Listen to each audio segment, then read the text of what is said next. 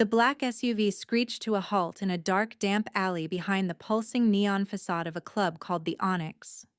The sudden stop throwing my shoulder against the hard plastic of the door panel with a dull thud that rattled my teeth. The heavy beat of bass from inside the building vibrated through the chassis of the car, sounding like the heartbeat of a giant beast waiting to swallow me whole. And for a moment I allowed myself to feel the fear that a normal woman would feel. The door was ripped open from the outside, letting in the smell of stale garbage and expensive cologne. And a rough hand grabbed my upper arm, fingers digging into my bicep with unnecessary force to drag me out onto the wet pavement. I stumbled on purpose, letting my hair fall across my face to hide the cold calculation in my eyes, keeping my posture hunched and submissive as they marched me toward a steel-reinforced door marked with a staff-only sign. The lead thug, a man whose neck was thicker than his head, pushed me forward, his voice a low growl as he told me to keep my mouth shut if I wanted to see my daughter again. A threat that ignited a white-hot flame of rage in my chest which I instantly suppressed. We moved through a maze of narrow corridors lined with crates of liquor and scurrying rats, the glamour of the front of the house completely absent here in the guts of the operation. Until we reached a heavy soundproof door at the end of a long hallway. The thug swiped a keycard. The lock beeped with a cheerful electronic chirp that contrasted sharply with the grim reality of my situation, and he shoved me inside with enough force to send me sprawling onto the thick Persian rug that covered the center of the room. Room 101 was a shrine to toxic masculinity and illicit wealth.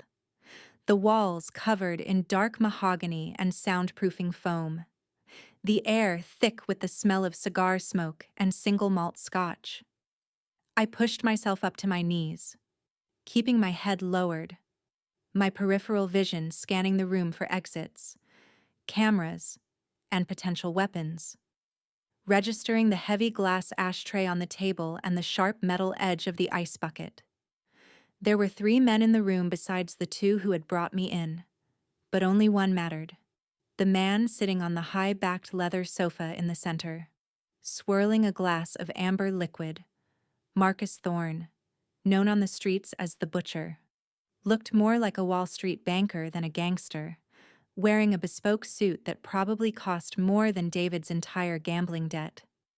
His face smooth and indifferent as he looked at me like I was a piece of furniture that had been delivered to the wrong address.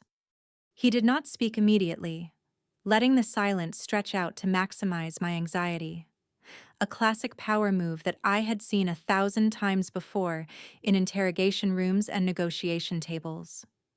One of the guards, the one who had dragged me from the car, took my silence for weakness and stepped closer, his hand reaching out to grab a handful of my hair to force my head up. He sneered, his breath smelling of onions and tobacco, and made a crude comment about checking the merchandise before they put a price tag on it. This was the moment, the split second where the predator tests the prey, and I knew I had to establish a boundary without revealing the lethal training that was screaming to be unleashed. As his hand closed around my hair, I didn't pull away. I moved with him, my hand coming up as if to beg for mercy. But my fingers found the joint of his index finger with surgical precision. I twisted, not with the sharp snap of a martial artist, but with a frantic flailing motion that looked like panic, applying 20 pounds of pressure to the collateral ligament in a way that caused maximum agony without permanently disabling him. He screamed, a high-pitched sound of shock and pain, and dropped to his knees, clutching his hand to his chest, his face turning red as he gasped for air. I immediately scrambled back, curling into a ball against the leg of the sofa, my voice trembling perfectly as I apologized, claiming I had slipped, claiming I was just trying to keep my balance. The room went deadly silent, the other guards reaching for their jackets where their guns were holstered. But a low, dry chuckle from the sofa stopped them in their tracks. Marcus was laughing, a sound devoid of any humor. And he leaned forward, placing his glass on the table with a deliberate click. He looked at his groaning subordinate with pure contempt, asking how a man on his payroll could be brought to his knees by a frightened housewife who had never thrown a punch in her life. Marcus stood up, his movements fluid and predatory, and walked over to where I was cowering, his polished shoes stopping inches from my hand. He told the guard to get out and get his finger taped up, his voice dripping with disappointment, dismissing the man's pain as incompetence, creating an atmosphere where weakness was the only sin. The door closed behind the injured man, leaving me alone with Marcus and two silent sentinels who watched me with renewed caution. Unsure if my clumsiness was genuine or dangerous, Marcus crouched down, forcing me to look into his eyes, which were cold and dead, like the eyes of a shark sensing blood in the water.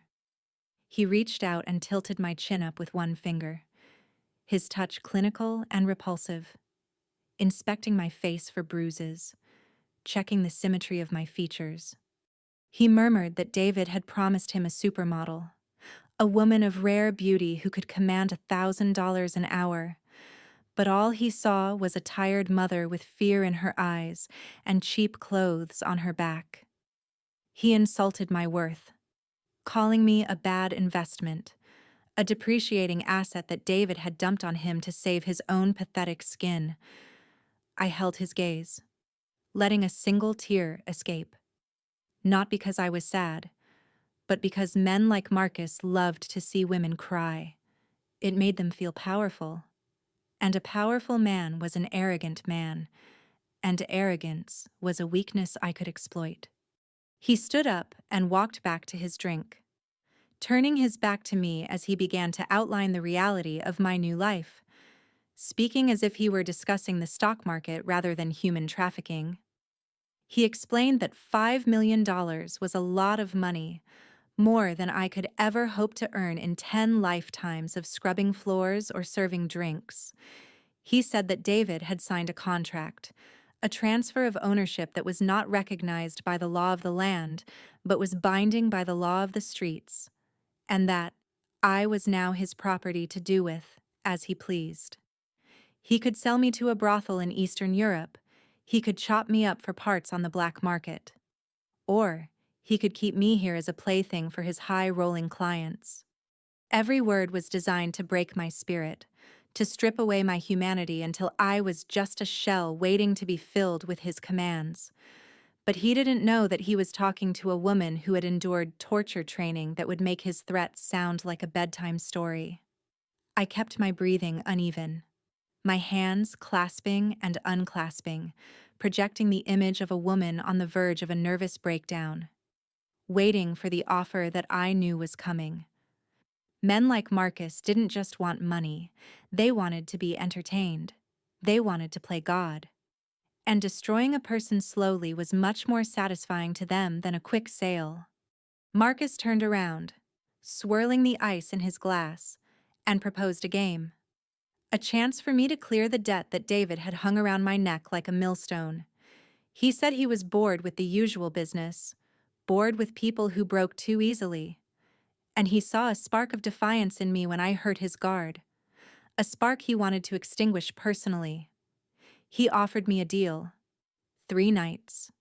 3 rounds of what he called psychological endurance. 3 tests of my will against his creativity.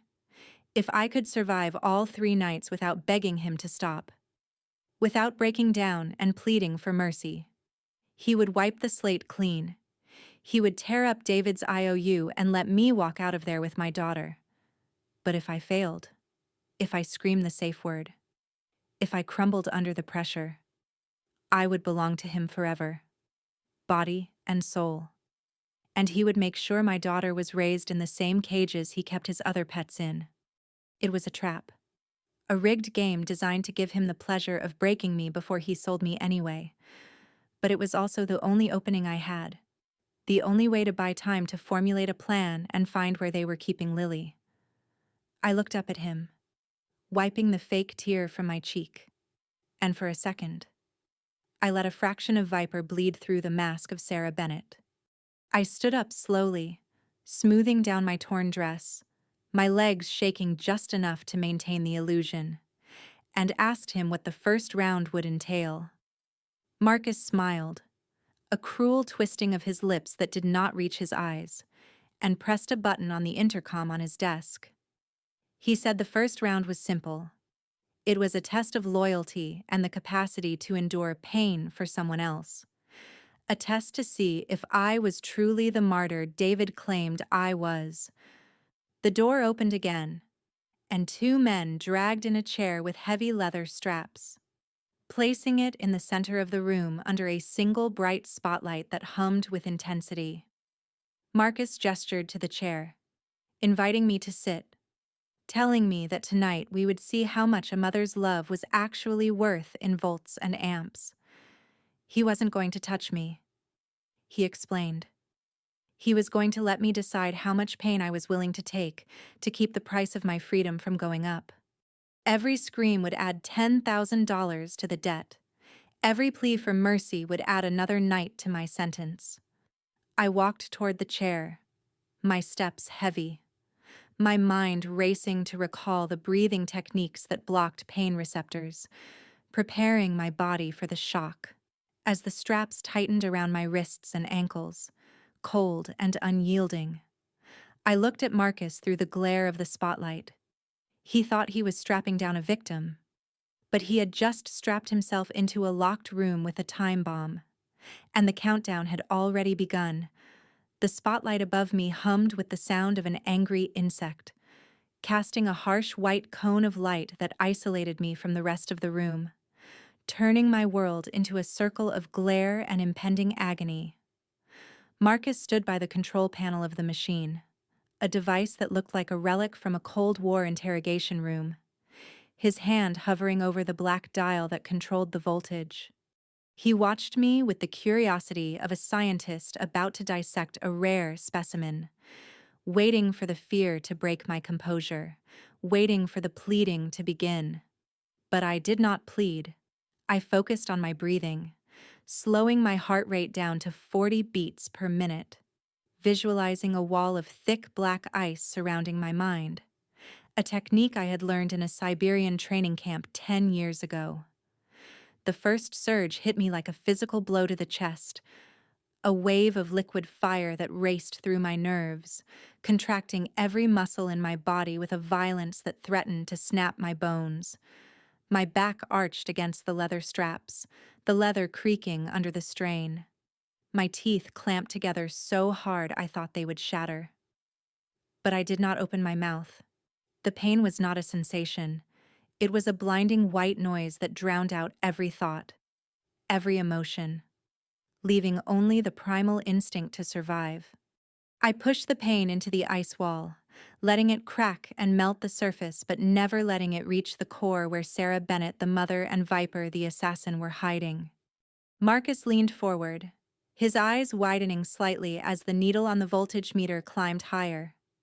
Yet the room remained silent save for the hum of the machine and my own ragged breathing. He had expected a scream, a beg, a cry for mercy that would have added $10,000 to my debt. But all he got was the silence of a tomb. He turned the dial further, the hum increasing in pitch, sending a fresh spike of agony through my veins that felt like thousands of needles being driven into my skin simultaneously. My vision blurred, black spots dancing at the edges of the light. And for a second I saw Lily's face, her smile at her birthday party before the door crashed in. That image became my anchor, the tether that kept me from drifting into the abyss of unconsciousness or madness. I locked onto her face, converting the pain into fuel, turning the suffering into a cold, hard hatred for the man standing in front of me and the man who had put me here. The smell of ozone and singed fabric filled the air, a sickening scent that usually signaled the end of a victim's resistance. But I was not a victim. I was a vault. And the combination to open me was not something a low-level thug like Marcus possessed. Meanwhile, across the city in the penthouse that was no longer a home, David Bennett poured himself a stiff drink of expensive scotch, his hands trembling slightly as the amber liquid sloshed against the crystal glass. The apartment was silent, the shattered front door boarded up with plywood that looked like a scar on the face of luxury. A constant reminder of the violence that had just occurred. He took a large gulp, the alcohol burning his throat, trying to wash away the image of his wife being dragged into the elevator, trying to drown the guilt that was gnawing at the edges of his conscience. He told himself he had no choice, that Sarah was strong, that she would find a way to survive. Or perhaps she would even enjoy the life of luxury Marcus could provide. It was a lie, a pathetic fabrication to soothe his ego. But David was a master at lying to himself. He walked into the kitchen to add ice to his drink, his footsteps echoing on the marble floor that Sarah used to polish on her hands and knees. He reached for the handle of the stainless steel refrigerator, the same refrigerator where Sarah had hung Lily's drawings with colorful magnets. As his fingers touched the cold metal handle, a spark of static electricity, stronger than usual, zapped his hand, making him recoil and drop his glass. The crystal shattered on the floor, the sound distinct and sharp in the quiet room, mirroring the breaking of his family. David cursed under his breath, looking at the broken glass that glittered like diamonds under the recessed lighting, and bent down to pick up the larger shards. He felt a strange unease, a feeling that he was being watched, that the apartment itself was judging him for his sins. He threw the glass into the trash and turned to the sink to wash his hands, grabbing the metal faucet. This time, the shock was not static, a surge of actual current, likely from a faulty ground wire that Sarah had meant to fix but never got around to, shot up his arm, contracting his muscles and sending a jolt of pain straight to his heart. He yelped, pulling his hand back, slipping on the wet floor where the ice from his spilled drink had melted. He fell hard, his back slamming against the granite island, the air rushing out of his lungs in a painful wheeze. He lay there on the kitchen floor, gasping for breath, clutching his numb arm, staring up at the ceiling. The lights above him flickered once, twice, then buzzed with an angry electrical sound before popping loudly and plunging the kitchen into semi-darkness. In the shadows, the silhouette of the knife block on the counter looked ominous, like a row of accusations pointing directly at him. He scrambled to his feet, terror seizing his heart, feeling as if Sarah's rage had somehow traveled through the power grid to find him. Back in the soundproof room, the machine finally clicked off, the sudden silence crashing down on me heavier than the noise. My body went limp against the straps, sweat soaking through my torn dress, my muscles twitching involuntarily as the residual current faded from my system. I tasted blood in my mouth, where I had bitten my tongue, a metallic tang that sharpened my senses rather than dulling them. Marcus walked slowly around the chair, clapping his hands in a slow, sarcastic rhythm that echoed off the mahogany walls. He stopped in front of me, leaning down until his face was inches from mine, his cologne cloying and suffocating. He whispered that I was full of surprises, that he had seen grown men, hardened criminals and street fighters, weep like babies at half the voltage I had just took without a peep. He ran a finger down my cheek, tracing the line of my jaw, and I forced myself not to flinch, not to bite his finger off. Staring back at him with eyes that I knew looked hollow and dead, he said that my silence was worth more than my screams, that a woman who could take pain like this was a rare commodity, a weapon that could be honed and used for much more than just bedroom entertainment. He unlocked the straps on my wrists, checking the red welts that had formed there. Nodding with approval at the damage, he told me that round one was over, that I had passed with flying colors. But I shouldn't get cocky because the night was still young, and electricity was the easiest of the 3 tests. He walked back to his desk and poured a glass of water, bringing it to me not out of kindness, but to ensure his toy didn't break before the game was finished. He held the glass to my lips, and I drank greedily, the cool water soothing my parched throat, washing away the taste of blood. As I drank, I looked at the digital clock on the wall. It had been 1 hour of hell down, countless more to go. I thought of David, wondering if he was sleeping soundly in our bed, wondering if he felt even a fraction of the pain I was enduring. I didn't know that my silent curse had already reached him, that the universe was beginning to balance the scales in its own twisted way.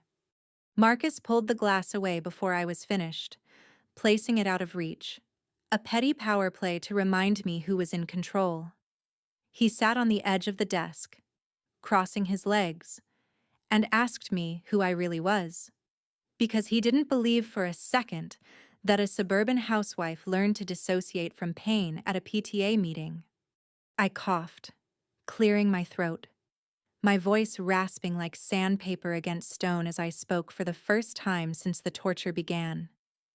I looked him dead in the eye and lied with the ease of a sociopath, telling him that childbirth was more painful than his little toy, that living with a man like David for 5 years had numbed me to anything a man could do to me. Marcus laughed, a genuine sound this time, amused by my defiance, but I saw the doubt in his eyes. He suspected something, but his arrogance wouldn't let him believe the truth. That he was locked in a room with a predator who was just biding her time. He stood up and pressed the intercom button again, ordering the next phase to be prepared. Something involving water and cold. A combination that terrified the body's core temperature regulation.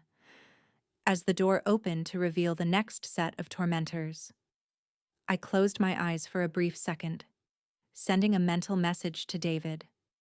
I hoped he was afraid. I hoped the shadows in our apartment were moving, because if I survived this, I wasn't just coming for Marcus.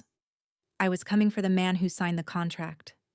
David, at that very moment, was huddled on the sofa in the living room, wrapping his coat around himself despite the central heating being set to 75 degrees.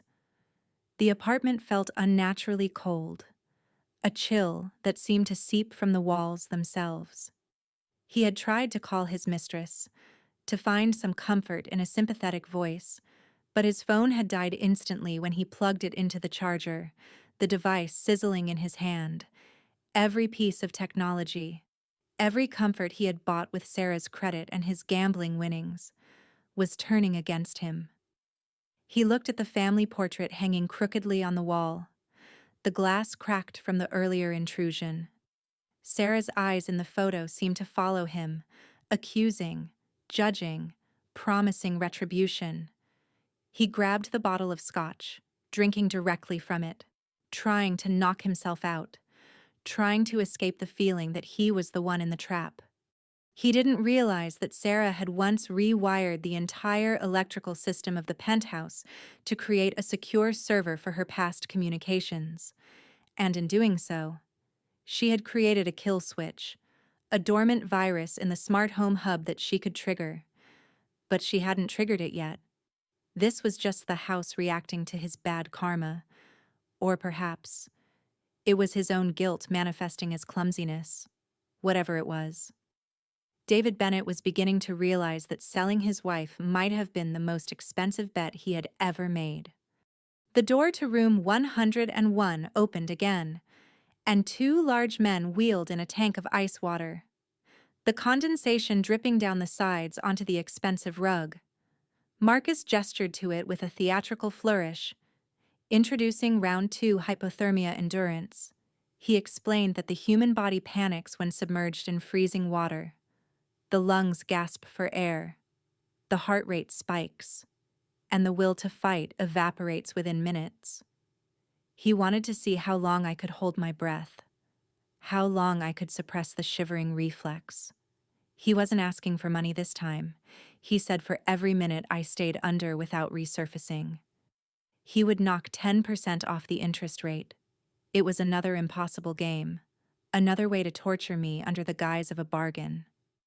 I stood up from the chair, my legs feeling like jelly, my nerves still singing from the electricity, and walked toward the tank. I didn't look at the guards. I looked at Marcus. I started to unbutton the torn remains of my dress, not to seduce him, but to show him that I had nothing to hide and nothing to fear. His eyes tracked my movements, hungry and vile. I stepped into the tank, the cold hitting me like a physical punch. Stealing the breath from my lungs, I sank beneath the surface, the icy water closing over my head, embracing the silence, under the water. I opened my eyes, staring through the distortion at Marcus's blurred figure. I wasn't just holding my breath. I was counting the seconds until he died. The water in the tank was not just cold. It was a solid wall of freezing pressure that crushed my chest from all sides, seeking to squeeze the life out of my lungs and freeze the marrow in my bones. I had been under for 3 minutes, a time that would cause an average human brain to panic and force the body to inhale water in a desperate attempt to get oxygen. But I was not average. I had entered a state of metabolic suspension, a technique known as turtle breathing that I had mastered in the icy waters of the North Sea during my induction into the guild.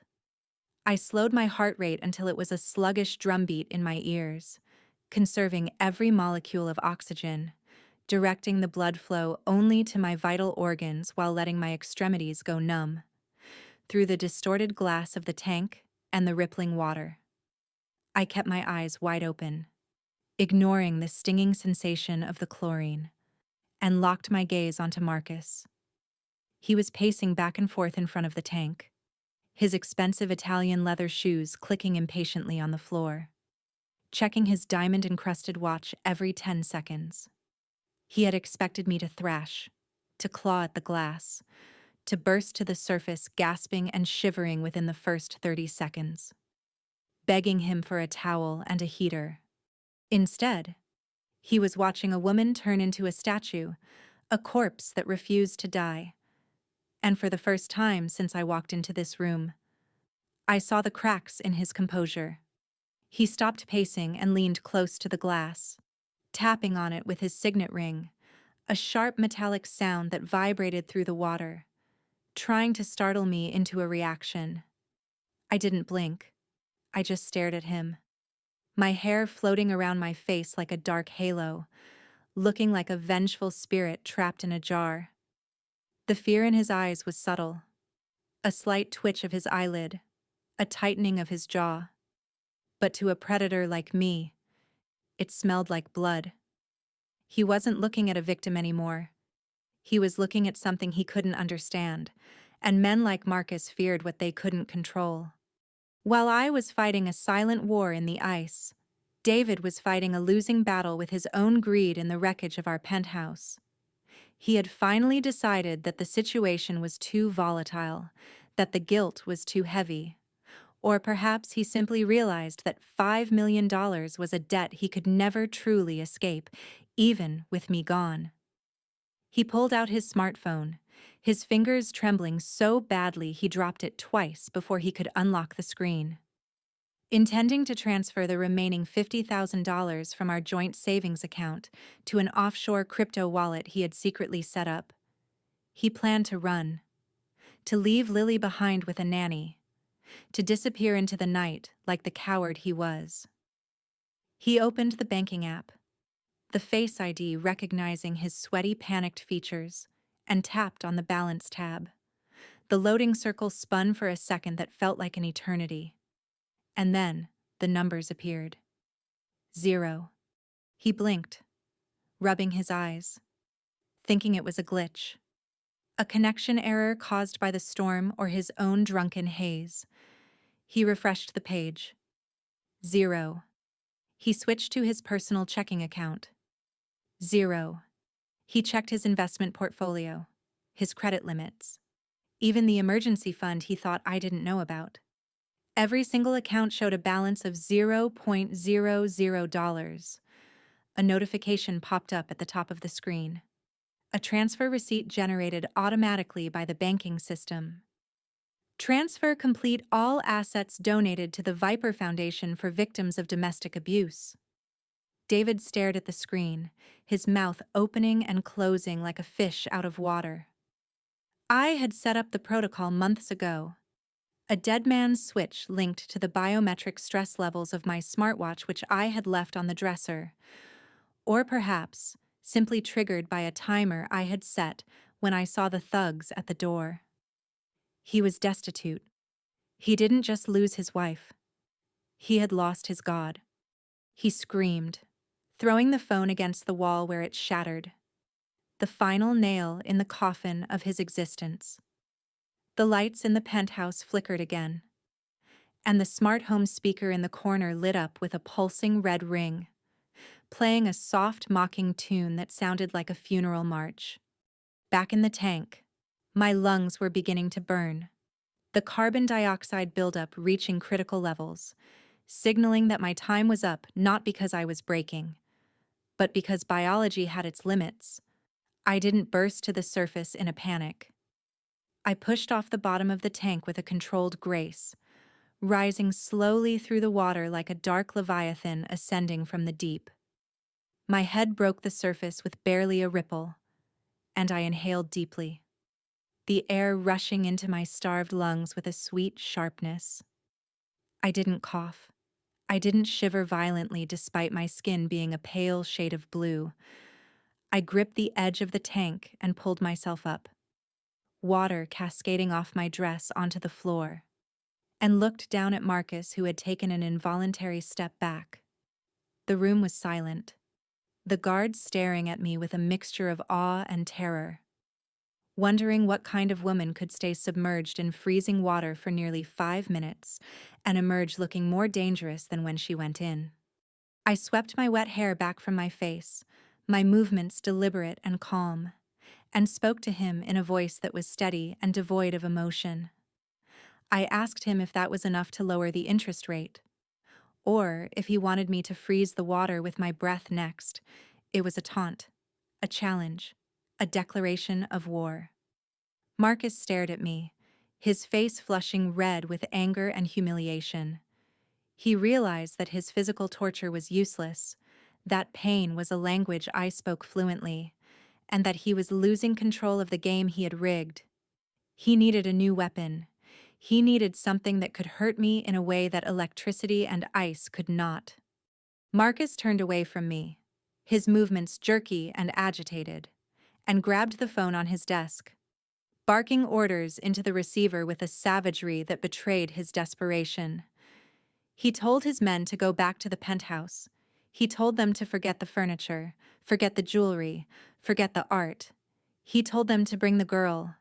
The words hit me harder than the ice water ever could, freezing my heart in my chest. He wasn't satisfied with breaking my body. He was going to bring Lily into this den of wolves to break my mind. I tensed, my fingers gripping the edge of the tank so hard that the metal groaned, ready to leap out and tear his throat out right there and then. But the 2 guards stepped forward, leveling their guns at my chest, the clicks of the safety catches sounding like thunderclaps in the small room. Marcus turned back to me, a cruel, triumphant smile stretching across his face, seeing the first real flicker of panic in my eyes. He said that since I was so good at enduring pain, he wanted to see if I could endure watching pain. He told me to dry off and get ready for round 3, because the guest of honor was on her way. And this time, the price of failure wouldn't just be money, it would be something I couldn't replace. He had found the chink in my armor. He had found the one thing Viper couldn't protect with ice walls or breathing techniques. He was bringing my daughter to hell. And for that, I knew with absolute certainty that no one in this room would leave alive tonight. I stood dripping on the expensive Persian rug, my body trembling not from the residual cold of the ice tank, but from the sheer force of the adrenaline flooding my system like jet fuel. Marcus looked at me with a smug satisfaction, believing that the trembling was fear for my daughter, unaware that he had just signed his own death warrant by bringing Lily into this. I lowered my head, hiding the murderous glint in my eyes behind a curtain of wet hair, and asked in a broken whisper if I could use the restroom to dry off and change into something dry before my daughter arrived. I told him I didn't want Lily to see me like this, shivering and blue, playing on his ego and his twisted desire for a dramatic reunion where I would be presentable enough to be broken again. Marcus laughed, a sound that grated on my nerves like a rusty saw against bone, and waved his hand dismissively toward a heavy steel side door that led to a staff locker room used by the club's dancers. He told the two guards to wait outside the door, warning me that there were no windows and no exits, so I shouldn't try anything stupid unless I wanted to expedite my daughter's pain. I walked past him, my bare feet leaving wet footprints on the floor, each step heavy with a silent promise of violence. As the heavy metal door of the locker room clicked shut behind me and the lock engaged, the shivering stopped instantly. I stood in the small tiled room, surrounded by the smell of cheap perfume and industrial cleaner. And for the first time in 5 years, I let Sarah Bennett die. The locker room was sparse, containing a row of metal lockers, a sink with a cracked mirror, and a shelf of cleaning supplies that to an untrained eye looked mundane, but to me looked like an arsenal. I moved with a speed and precision that had been dormant for too long, tearing off the ruined wet dress that had been my costume of submission and tossing it into the corner like a shed skin. I scanned the room, my mind dissecting every object for its lethal potential. Analyzing the geometry of the space, I found a mechanic's jumpsuit in one of the unlocked lockers, probably belonging to the building's maintenance staff, and pulled it on, zipping it up with a sound that echoed like a body bag closing. It was too big and smelled of grease, but it was durable, it was practical, and it hid the curves that Marcus had been objectifying. I turned to the shelf and grabbed a bottle of ammonia and a bottle of bleach, knowing that mixing them would create chloramine gas, a deadly respiratory irritant that would incapacitate anyone in the hallway within seconds. I found a plastic bucket and set it near the door, preparing the mixture but not combining it yet, saving it for the grand exit.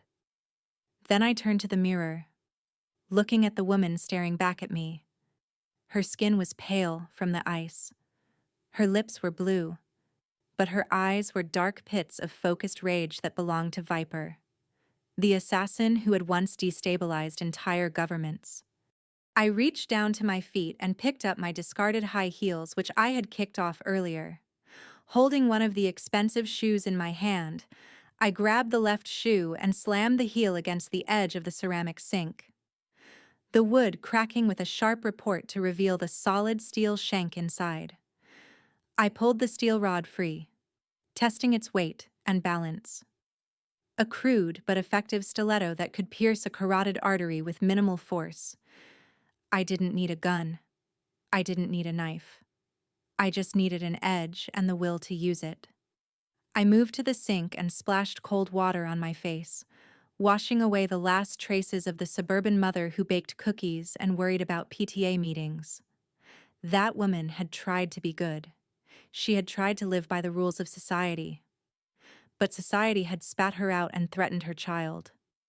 I thought of David, the man who was supposed to protect us, the man who had opened the door and handed our daughter to monsters. He was no longer my husband. He was a target, just like Marcus, just like the guards outside. I looked at my reflection one last time, baring my teeth in a silent snarl, and whispered to the empty room, "You wanted a show. Marcus, you wanted to see what I could do. I hope you saved a front row seat for your own funeral." I walked back to the door, the steel shank gripped firmly in my right hand, the bottle of bleach in my left, ready to unleash hell. I could hear the muffled voices of the guards outside, joking about what Marcus was going to do to the little girl when she arrived, their laughter fueling the cold fire in my chest. The rage inside me solidified into a cold, hard diamond, unbreakable and sharp. I poured the bleach into the bucket with the ammonia, the chemical reaction hissing like a nest of snakes, and kicked the bucket so it slid under the gap of the door into the hallway. I heard a confused shout, then coughing, then the sound of bodies hitting the floor as the gas took effect. I didn't wait. I didn't hesitate. I kicked the door open, the metal groaning under the force of a kick that could shatter ribs. I stepped out into the hallway, the gas swirling around my ankles like the mist of a graveyard. The two guards were on their knees, clawing at their throats, their eyes streaming with tears, gasping for air that burned their lungs. I didn't offer mercy. I stepped over them, heading toward the main room where Marcus was waiting. He was expecting a broken mother to plead for her child. Instead, he was about to meet the Reaper. I whispered into the empty air. A message for Marcus, who was just beyond the double doors. Prepare your coffin, Butcher. Viper is coming for dinner. The fuse box in the hallway was concealed behind a panel that looked like a piece of abstract art. But to me, it was just a target. I yanked the heavy lever down with a definitive metallic clunk, severing the connection to the main grid and plunging the entire VIP wing into absolute suffocating darkness. Inside, room 101. The thumping bass of the music died instantly along with the lights, replaced by the confused shouts of men who were used to being the ones in control. I slipped through the double doors before the emergency lights could even flicker, moving into the room not as a desperate mother, but as a shadow returning to its element. The air smelled of stale cigar smoke and sudden fear, a scent trail that guided me toward my first target, who was fumbling for his phone near the bar. He managed to turn on the flashlight, a blinding beam of white light that cut through the gloom. But it was a fatal mistake that only served to highlight his position and ruin his night vision. I moved in low, stepping silently on the plush rug that dampened the sound of my bare feet, and rose behind him like a phantom. My hand clamped over his mouth to stifle his scream, and, with the other hand, I drove the steel shank of my stiletto into the nerve cluster at the base of his neck. He went limp instantly, his body sliding to the floor with a soft thud that was swallowed by the carpet. And I caught his phone before it hit the ground, switching it off and throwing the room back into the abyss. Marcus was shouting now, his voice cracking with a panic that he was trying desperately to hide, demanding to know who turned out the lights and ordering his men to secure the door. He didn't realize that the door was already secured by the gas in the hallway. And the threat wasn't coming from outside. It was already breathing the same air as him. I moved to the left, circling the perimeter of the room, using the spatial memory of the layout I had memorized when the lights were on. There were 2 other guards left, and one of them made the amateur mistake of firing a shot into the dark, the muzzle flash illuminating the room for a split second like a strobe light in a horror movie. In that brief flash, I saw them. One was near the ice tank, guarding the empty vessel of my torture, and the other was shielding Marcus near the desk. I had their positions. I picked up the heavy crystal ashtray from the side table, feeling its cold weight in my hand, and threw it across the room toward the liquor cabinet. It shattered against the bottles, a loud crashing sound that drew their fire instantly. Both men turned and fired toward the noise, wasting bullets on expensive vodka. While I closed the distance to the guard near the tank, I swept his legs out from under him, and as he fell, I guided his head onto the sharp marble corner of the tank's base. There was a sickening crunch of bone against stone, and he stopped moving. 2 down. The silence that followed the gunfire was heavier than the noise, pressing down on the remaining occupants like a physical weight. I crouched behind the leather sofa, listening to the rhythm of their breathing, waiting for the inevitable separation that fear always caused. The last guard whispered to Marcus that they needed to leave, that there was something unnatural in the room. But Marcus slapped him, the sound sharp and pathetic in the dark. Marcus ordered him to sweep the room, to find the woman, and kill her, promising a bonus that the man would never live to spend. The guard stepped forward, his footsteps hesitant, his gun shaking in his hand as he swept the darkness. He passed my position, his eyes straining to see through the gloom. Unaware that death was crouching inches from his leg, I stood up slowly, matching his pace, moving in his blind spot with the silence of a ghost. I reached out and tapped him on the shoulder. He spun around, terrified, but I was faster. I grabbed his gun hand, twisting it until the ligaments tore and the weapon fell from his grip. Then delivered a precise strike to his throat. He gagged, clutching his crushed windpipe, collapsing to his knees as he struggled for air. I didn't finish him. I let him gasp, the sound amplifying the terror for the man left alone in the corner. Marcus was now the only one left standing, the king of the castle ruling over a kingdom of corpses and darkness. Back in the penthouse, the silence was driving David to the brink of insanity. He had finished the bottle of scotch, but the alcohol wasn't numbing the fear. It was only making the shadows in the apartment seem longer and more menacing. He heard a noise from Lily's room, a soft creak like a floorboard settling under weight. He froze, his heart hammering against his ribs, clutching a kitchen knife he had grabbed for protection, his knuckles white. He called out into the empty hallway, his voice slurring, asking who was there. There was no answer, just the humming of the refrigerator and the wind howling outside the panoramic windows. He stumbled toward the hallway, convinced that Sarah had somehow come back, that she was waiting for him in the dark to exact her revenge. He pushed open the door to Lily's room, expecting to see a monster. But the room was empty. Her bed was unmade, her favorite teddy bear lying on the floor where she had dropped it when the men took her. David fell to his knees, clutching the bear, sobbing into the plush fur. He wasn't crying for his daughter. He was crying because he realized that if Sarah survived tonight, there was nowhere on earth he could hide. The smart home system suddenly announced in a cheerful robotic voice that the front door was unlocking. David scrambled back, pressing himself against the wall, wetting his pants as the handle began to turn slowly. In the VIP room, Marcus was backed into the corner, pressing himself against the mahogany paneling as if he could melt into the wood and disappear. He had emptied his gun into the shadows, clicking the trigger frantically on an empty chamber, the dry click sounding like a countdown to his end. I stepped out from behind the sofa, holding a glow stick I had taken from the pocket of the mechanic's jumpsuit.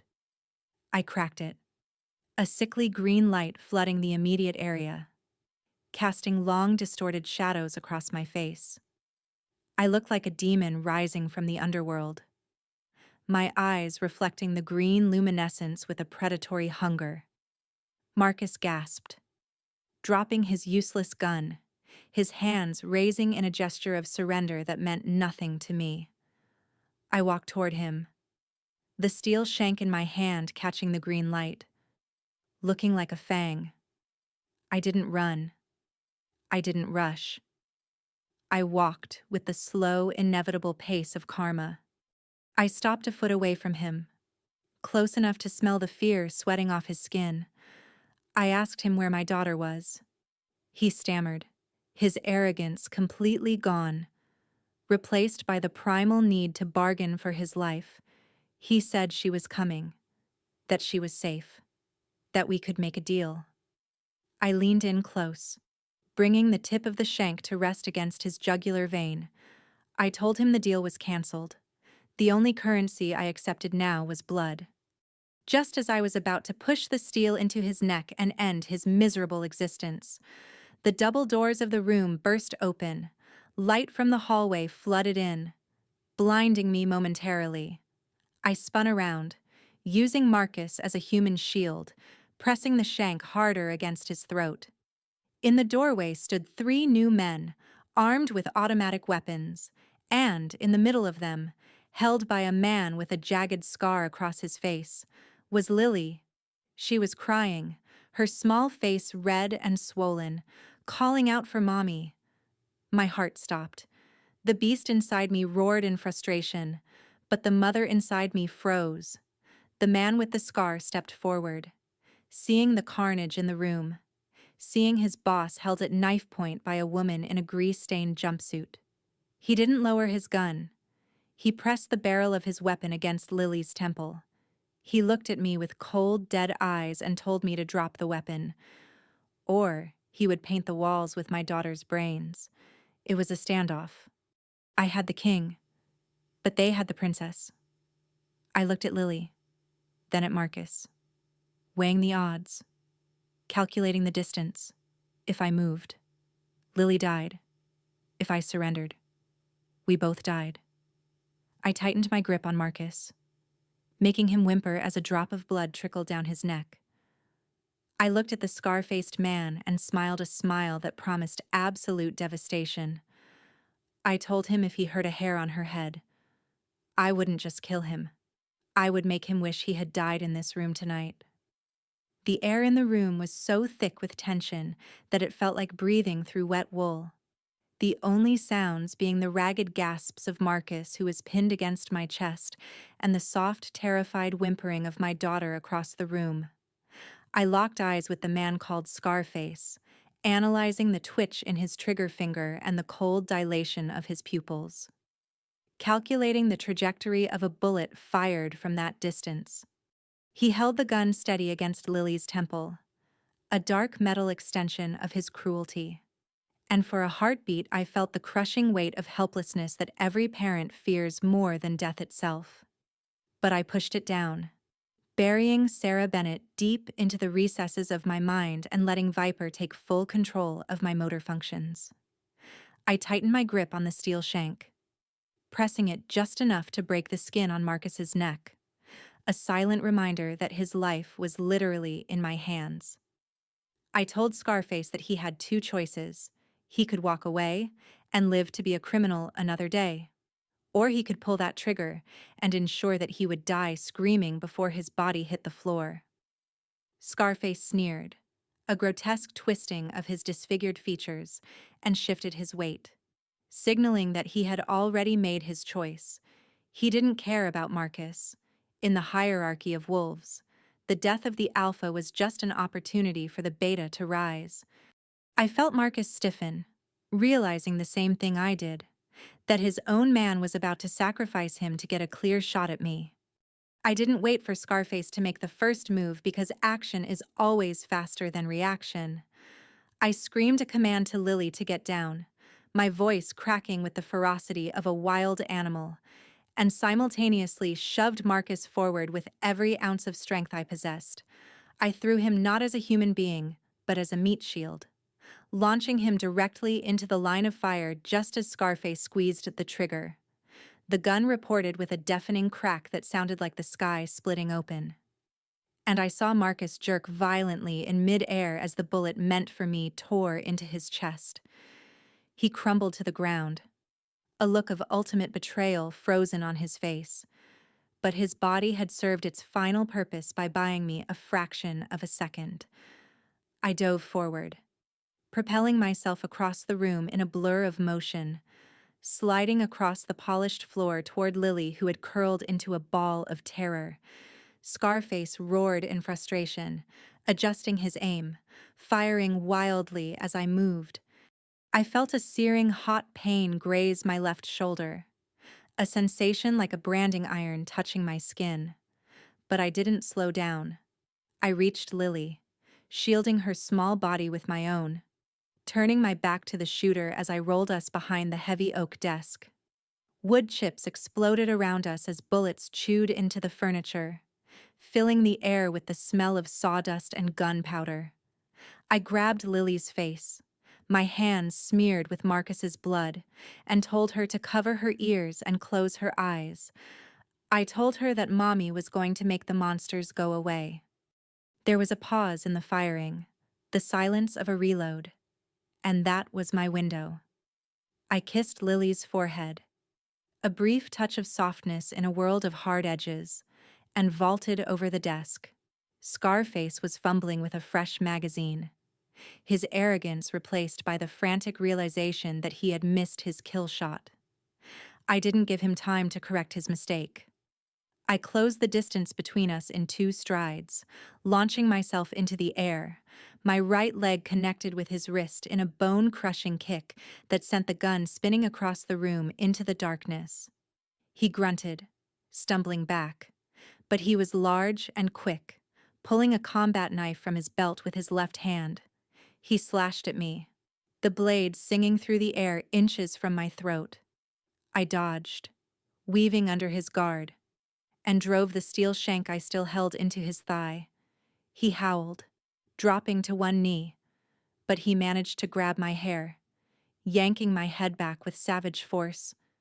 We grappled on the floor, rolling over the shards of broken glass and the spilled liquor. A desperate close-quarters brawl where skill battled against brute strength. He was strong, fueled by rage, but I was fueled by a mother's instinct to protect her young. I let him think he was overpowering me, let him bring the knife down toward my chest, and then I used his own momentum against him. I trapped his arm, twisted his wrist until it snapped with a sickening pop, and drove the palm of my hand into his nose, driving the bone up into his brain. He went limp instantly, his eyes rolling back, collapsing on top of me like a sack of cement. I pushed the dead weight off me and stood up, gasping for air. My mechanic's jumpsuit torn and stained with red. My shoulder throbbing with a dull, persistent ache. The room was a slaughterhouse, silent except for the hum of the emergency lights which had flickered back on. Marcus was lying near the door, gasping his last breaths, staring up at the ceiling with glazed eyes. I walked over to him, looking down at the man who had treated me like cattle. I didn't feel triumph. I felt nothing but a cold hollowness. I kicked his gun away, ensuring he couldn't pull a last dirty trick, and walked back to the desk. Lily was peeking out, her eyes wide with trauma, shaking like a leaf in a storm. I dropped the steel shank, showing her my empty hands, trying to soften my expression, trying to become Sarah again. I scooped her up into my arms, holding her tight, burying my face in her neck to smell her shampoo, the only scent in the room that wasn't death. She wrapped her arms around my neck, sobbing into my shoulder, asking if the bad men were gone. I whispered that they were gone forever. I carried her toward the exit, stepping over the wreckage of my past life. I couldn't go back to the suburbs. I couldn't go back to the PTA. Viper had returned, and once she was out of the box, she couldn't be put back in. Meanwhile, across the city, David Bennett was cowering in the hallway of the penthouse, staring at the front door as the handle turned slowly. He had armed himself with a heavy golf club, ready to swing at whatever horror Sarah had sent for him. The door swung open, revealing not a monster, but a tall man in a crisp suit, holding a badge that caught the light. Behind him stood 2 uniformed officers. It was Agent Miller from the FBI. David dropped the club, a wave of relief washing over him so powerful it nearly made him faint. He rushed forward, babbling incoherently about intruders, about his crazy wife, about being a victim. He thought he was saved. He thought the law had come to rescue him from the nightmare. Agent Miller stepped inside, looking around the wrecked apartment with a critical eye, then looked at David with an expression of utter contempt. He didn't offer a hand to shake. He pulled a pair of handcuffs from his belt. He informed David that they had received a massive data dump regarding an illegal gambling ring, money laundering, and conspiracy to commit human trafficking. The source of the data was traced back to this apartment's server. David froze, his smile dying on his lips. He stammered that it was a mistake. that his wife was the criminal. Agent Miller snapped the cuffs onto David's wrists, tightening them until they pinched. He leaned in and whispered that the digital footprint had David's biometric signature all over it. Sarah had played him perfectly. She hadn't just beaten him physically. She had framed him legally for every crime Marcus had committed. As David was dragged out of his luxury prison, kicking and screaming his innocence to an empty corridor, he realized the true extent of his punishment. He wasn't going to die. He was going to spend the rest of his life in a cage, knowing that the woman he sold was the one who locked him in.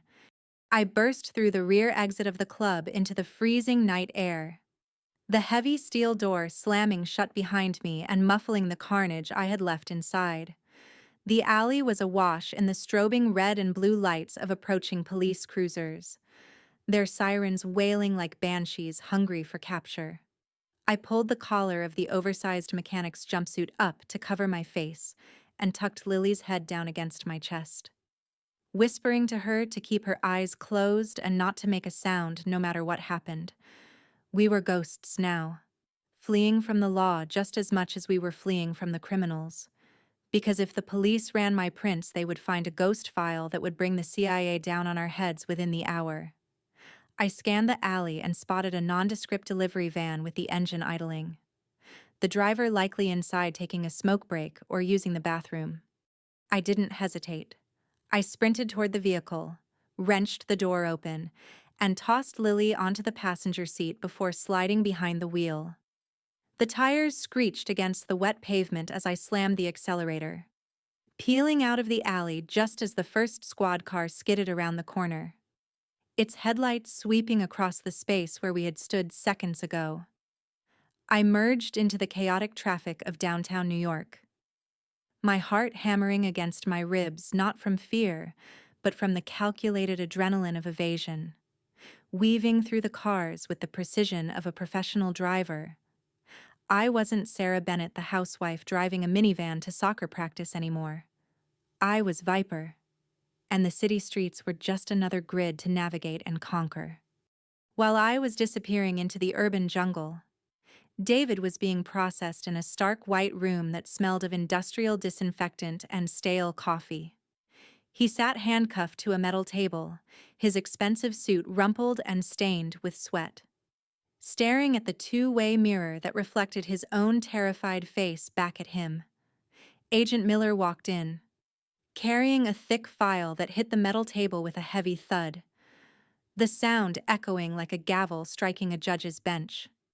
David immediately started babbling about his rights, about being a victim of identity theft, about his wife being the crazy one who had set him up. Miller didn't speak. He just opened the file and began laying out photographs on the table one by one, each photo showing a bank transfer, a server log, and a communication record linked to David's biometric ID. He explained calmly that they had found evidence linking David not just to Marcus's gambling ring, but to the funding of international assassinations, the purchase of military-grade weapons, and the laundering of money for terrorist cells in Eastern Europe. David stared at the documents, his mind reeling as he recognized the dates and amounts, realizing that Sarah hadn't just framed him for his own sins. She had framed him for hers.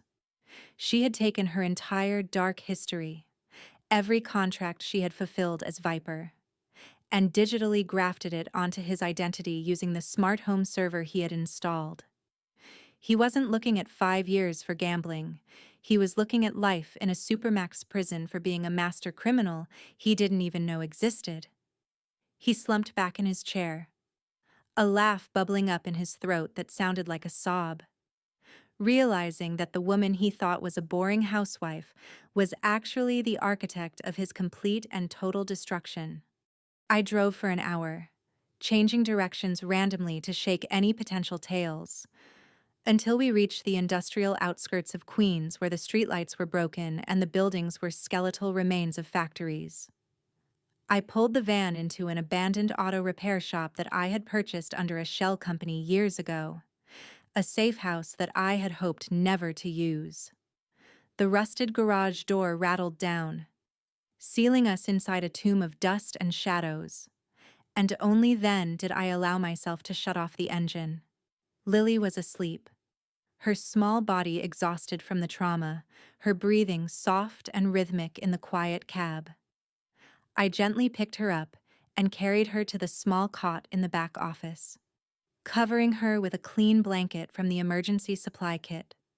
Once she was safe, I retreated to the bathroom and peeled off the grease-stained jumpsuit, hissing through my teeth as the fabric pulled away from the graze on my shoulder.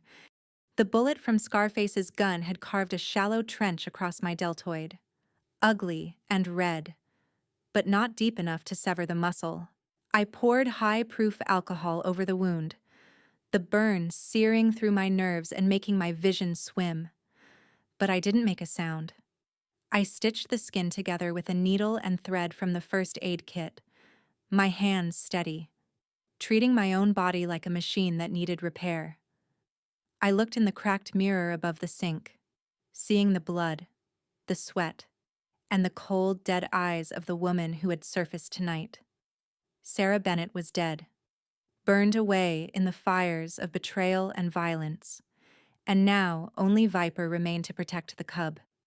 I walked back out into the garage, the silence of the night heavy with unspoken threats, and went to a hidden floor safe beneath a stack of old tires. I spun the dial, the tumblers clicking into place with a familiar mechanical precision, and pulled out a black burner phone that had been dormant for 5 years.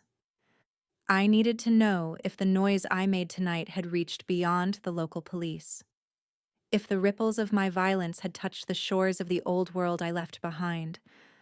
I powered on the device, the screen glowing with a harsh blue light in the darkness, searching for a network signal. It connected, and almost instantly, a single message appeared on the screen, sent via an encrypted channel that only a handful of people on Earth knew existed. The message was short, devoid of emotion, but it carried the weight of a death sentence. It read simply, "Welcome back, Viper. We have missed you." I stared at the text, the cold dread pooling in my stomach, realizing that my calculated destruction of Marcus's empire had been a beacon. The guild hadn't just found me. They were watching me. Perhaps they had even been watching the whole time, waiting for me to break my cover. I looked toward the office where Lily was sleeping, then back at the phone. The war wasn't over. It had just begun. I wasn't fighting low-level gangsters anymore. Now I was fighting the gods of the underworld, and they were coming to collect their due. The blue light of the phone screen faded, leaving me in the semi-darkness of the garage, the words etched into my retina like a brand. I didn't tremble. I didn't panic. A cold certainty settled over me, heavier than the Kevlar vest I was about to put on. Running was a strategy for survivors, but fighting was the only strategy for victors. If I ran, I would spend the rest of my life looking over my shoulder, teaching Lily to be afraid of shadows. And that was not a life I would accept for my daughter. I walked over to the rusted tool chest in the corner, gripped the heavy metal handles, and pushed it aside to reveal the floor safe underneath. I spun the combination dial, the clicks sounding like the tumblers of fate aligning, and pulled the heavy steel door open.